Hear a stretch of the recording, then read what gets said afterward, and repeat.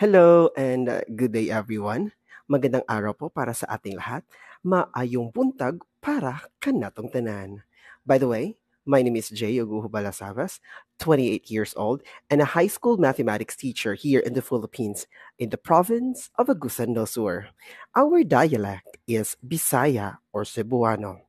So if ikaw gusto ka makabalo or makalearn sa amo ang dialect na Cebuano or Bisaya, all you have to do is imuha lang kung i-PM or mag-direct message para atong masabutan ug atong maplastar.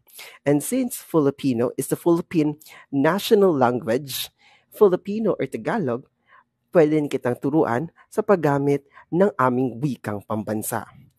So everyone of you there, if you want to learn new languages, just like Filipino or Tagalog, Bisaya or Cebuano, always remember that I am one click away from you.